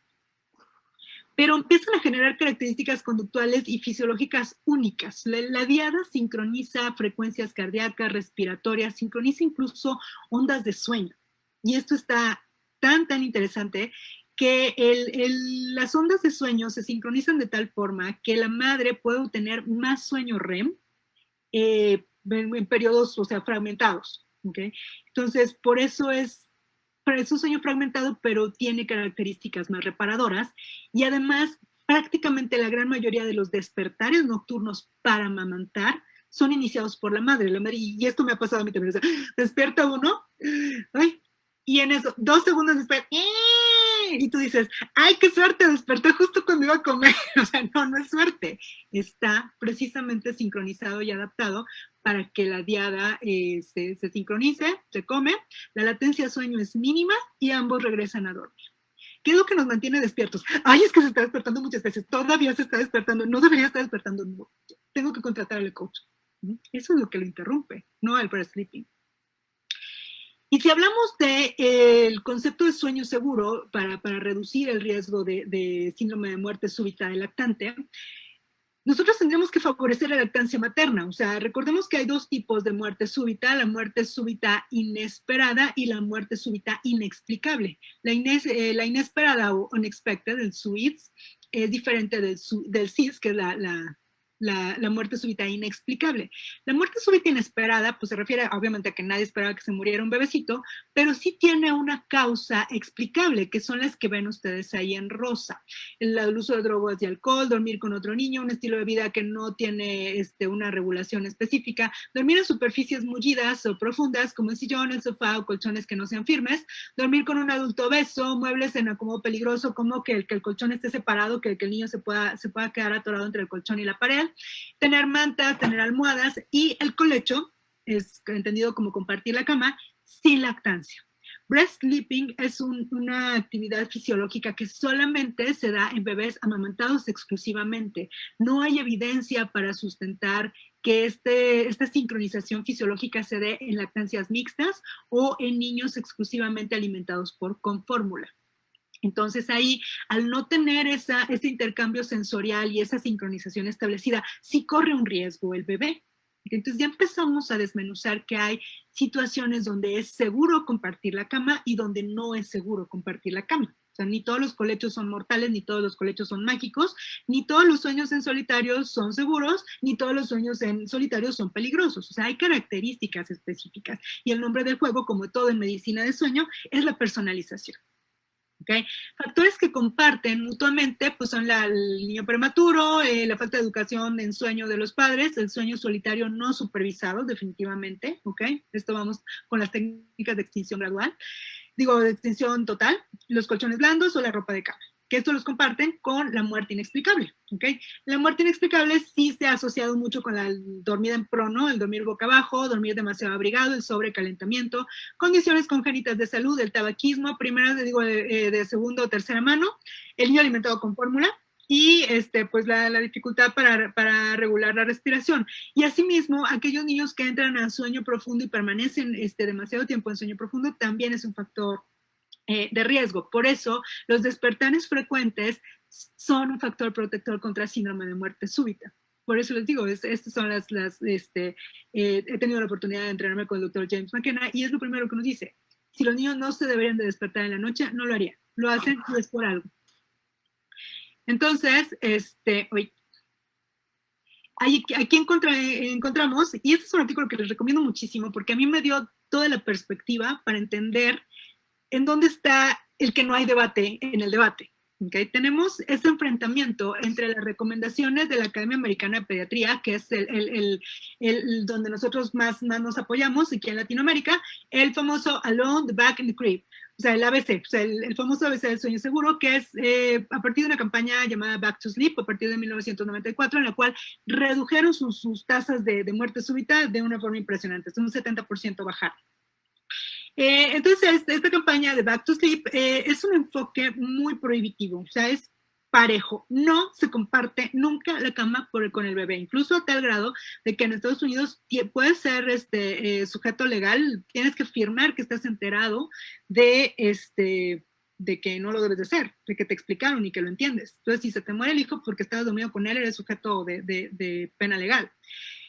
Y es un modelo que también tenemos que remitirnos a las cuestiones sociales para poderlo entender. Estados Unidos es un sistema de salud que no es universal, que hay mucha población desprotegida, que no tiene acceso a servicios de salud. Entonces, ellos no se pueden dar el lujo de individualizar. Les digo que no a todos y se fregó. Entonces, el modelo autoritativo va en función de eliminar el riesgo, o sea, no lo hagan, no lo van a hacer, no voy a estar batallando yo, sistema de salud, porque no tengo cómo recibirlos. O sea, el mensaje va a ser uniforme para todos y el personal de salud tiene la función asesora. Yo te digo lo que vas a hacer. Si nos vamos al otro lado del Atlántico, las guías estamos hablando de niños pequeñitos de dormir con el papá o la mamá. Y estamos hablando con ellos. Hablamos de las guías de NICE. Always sleep your baby. Siempre duerma su bebé. Hola, on their back, en su espalda. ¿Puedes micrófono? In a clear cot or sleep space. ¿Sí? O sea que entonces, aquí lo que vamos a ver es que las guías de Reino Unido, y hablamos también de guías de Australia y de Canadá, son muy diferentes. Siguen teniendo el mismo enfoque de que la zona más segura para dormir al bebé va a ser en su propia superficie, pero en Reino Unido no tienen el enfoque prohibitivo. Ellos tienen más bien su lema, en vez de decir el back to sleep, ellos dicen que hay que empoderar a las familias para hacer decisiones informadas. Y tiene un enfoque mucho más colaborativo. Y si nos vamos a analizar sus sistemas de salud, es que es completamente lo opuesto. El Reino Unido tiene la capacidad de tener incluso los visitadores de salud, o sea, tienen las visitas de salud programadas, tienen NICE precisamente tiene un programa de salud mental perinatal, tiene un programa de desarrollo infantil temprano, incluyendo aspectos holísticos como el masaje infantil, como grupos de apoyo. Entonces, y son muy conscientes con las poblaciones vulnerables, hijos adoptivos, de acogida, poblaciones en prisión, madres solteras, tienen como un apoyo especial. Entonces, con este abrazo, con esa extensión del sistema de salud, es mucho más posible poder informar a las familias para que ellos hagan sus propias decisiones. Y entonces, sí se favorece mucho que familias que no cumplan con factores de riesgo puedan decidir y ser apoyados en compartir la cama. La Academia de Medicina de Lactancia, precisamente con base en las investigaciones del doctor James McKenna y la doctora Helen Ball de Reino Unido, pues definitivamente nos están dando el visto bueno para los binomios en lactancia de poder hacer una decisión informada y compartir la cama, pero porque son situaciones completamente diferentes. Entonces, ellos sí quieren minimizar el riesgo, pero tienen un enfoque más colaborador. O sea, el personal de salud es educador, pero tú tomas la decisión. ¿Qué pasa con región 4? ¿Qué pasa que yo estoy en México? Ustedes no sé en qué parte estén de Latinoamérica, pero somos países hermanos. ¿Podemos hacer una u otra? Sí, dependiendo de cuáles sean tus circunstancias. O sea, yo creo que la clave y lo que les comparto que a mí me dio la pauta para poder individualizar. O sea, hay familias a las que les voy a decir, no lo vas a hacer porque no es seguro, no hay que hacerlo y por favor no lo hagas y te voy a recordar, te voy a estar supervisando que no. Y hay familias de que, bueno, pues vamos a tomar esta decisión, ¿no? De qué va a depender de esa traducción de lo que yo puedo ofrecer en seguimiento de salud. No puedo tener un control, es una familia que no controlo el riesgo, no se le da la opción. Es una familia que tengo seguimiento cercano, estrecho, tengo un canal abierto de comunicación, no tienen factores de riesgo, podemos manejar esa decisión informada. ¿Okay? Entonces, como ven, no hay controversia, no es tanto de que si es malo o bueno, es a quién y qué le puedo ofrecer. Y ambos enfoques son muy claros porque comparten justo los mismos, las coincidencias son completas en cuándo no hacerlo. O sea, cuando no se debe de hacer compartir la cama con los hijos, bueno, pues cuando alguna de los padres fuma, que no se comparta en sofás o en superficies que no sean firmes, que no haya mantas, cobijas, es el famoso espacio despejado, y idealmente evitar otros niños y mascotas durmiendo con los bebés en el primer año de vida. Okay.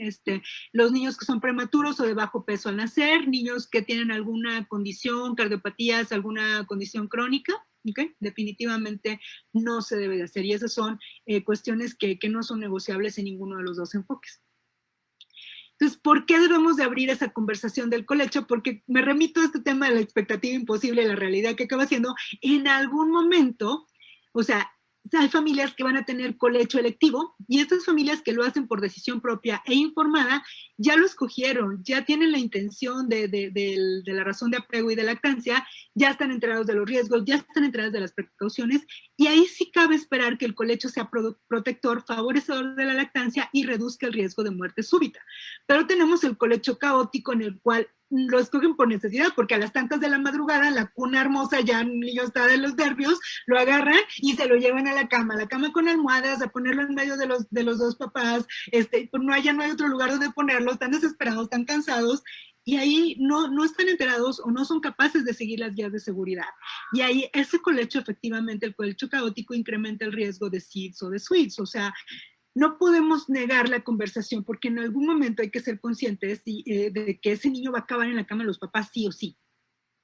Entonces, más vale que lo hagan de una forma informada, a que lo hagan, aunque tenga su sitio oficial de su propio espacio, a dormirlo. Y, por ejemplo, las familias que tienen las conductas de riesgo, ¿okay? Tratar de buscar otras alternativas.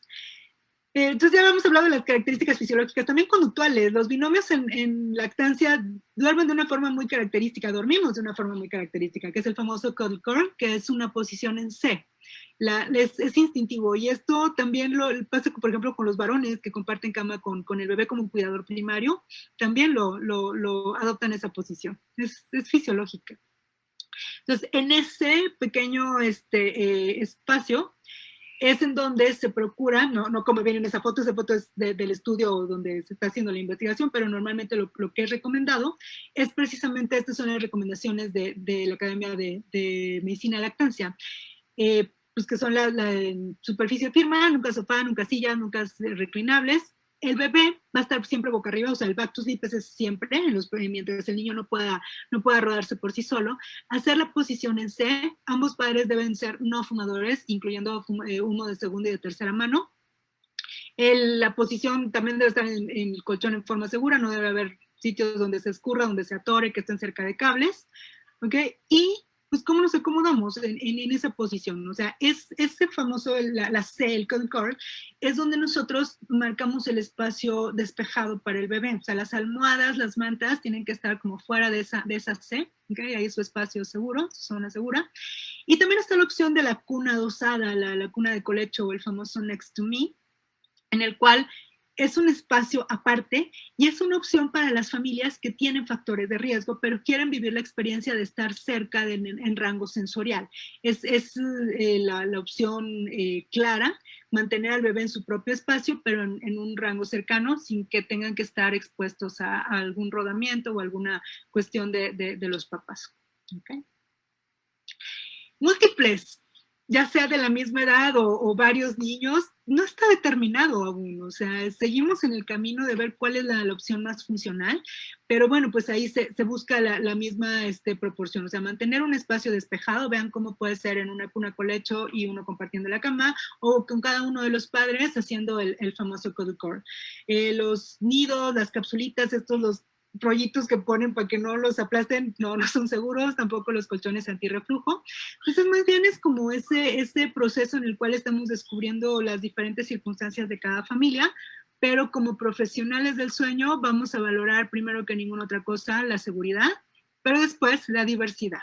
¿Okay? Hay diferentes formas de acostar al bebé y las cuales son válidas y seguras, independientemente de que estemos compartiendo la cama. ¿Okay?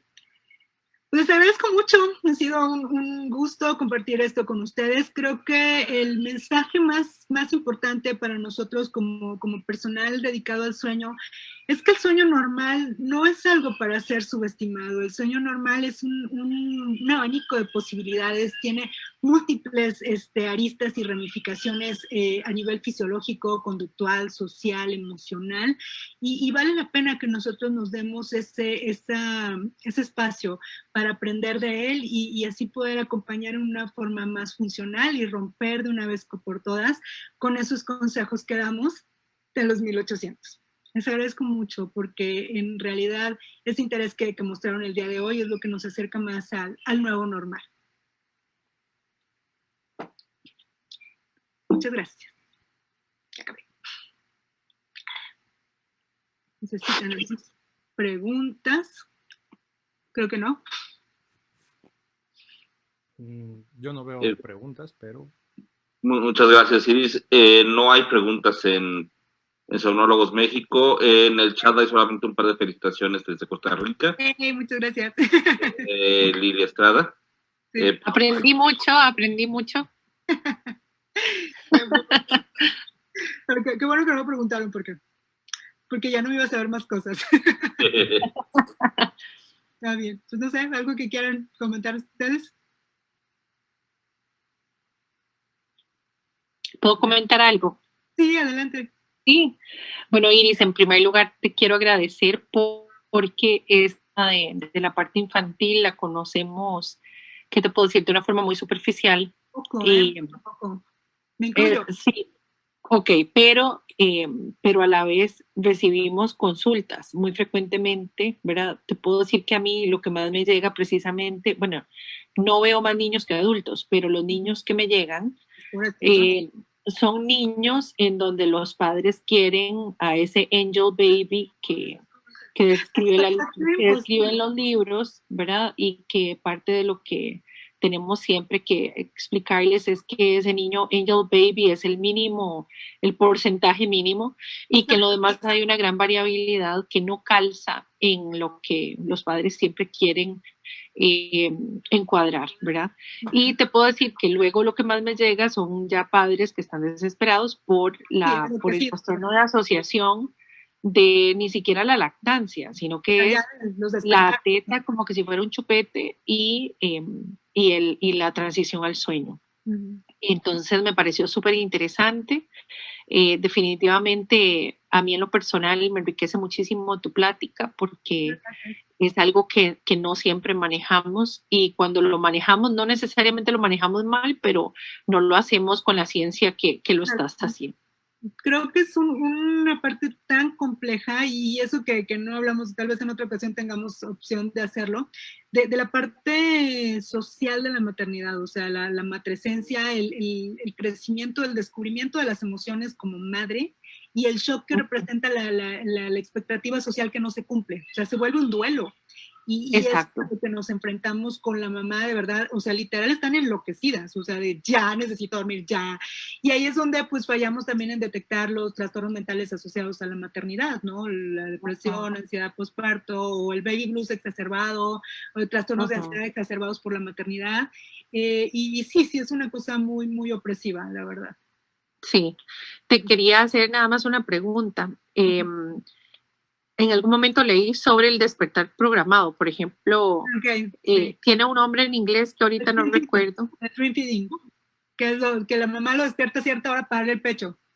Exactamente, para lograr que haga despertares más frecuentes. Bueno, yo te comento que como mamá a mí me tocó hacerlo sin siquiera haber estudiado sueño primero. O sea, no me había ido, o sea, me había ido la primera vez, pero no había terminado. Entonces, te puedo decir que al final yo decía, Sofi se me despierta a las 11 de la noche y